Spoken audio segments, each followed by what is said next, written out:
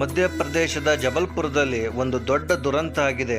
ನೀವೆಲ್ಲರೂ ನೋಡಿರ್ತೀರಾ, ನರ್ಮದಾ ನದಿಲಿ ಹಡಗು ಮುಳುಗಿ ಹೋಗಿ 9 ಜನ ಏನೋ ಸಾವನ್ನಪ್ಪಿದ್ದಾರೆ. ಆದರೆ ಒಬ್ಬರು ತಾಯಿ ತನ್ನ ಮಗುವನ್ನು ತನ್ನ ಮಡಿಲಲ್ಲಿ ಇಟ್ಕೊಂಡು ಸಾವನ್ನಪ್ಪಿದ್ದಾರೆ.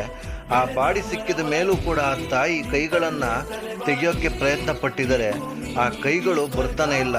ಆ ಮಗುನ ತಪ್ಕೊಂಡೇ ಇದ್ದಾರೆ. ಸತ್ತ ಮೇಲೂ ಕೂಡ ತಾಯಿ ಕೈಗಳು ಬಿಗಿಯಾಗಿದ್ವಂತೆ.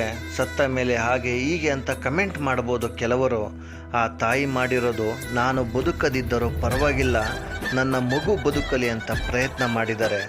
ಇದರಲ್ಲೇ ಗೊತ್ತಾಗುತ್ತೆ ತಾಯಿ ಪ್ರೀತಿ ಮುಂದೆ ಭಗವಂತನು ಕೂಡ ಸೋತು ಹೋಗ್ತಾನಂತೆ. ದೊಡ್ಡವರು ಸುಮ್ಮನೆ ಹೇಳಲ್ಲ, ತಾಯಿಗಿಂತ ದೊಡ್ಡ ದೇವರಿಲ್ಲ ಅಂತ.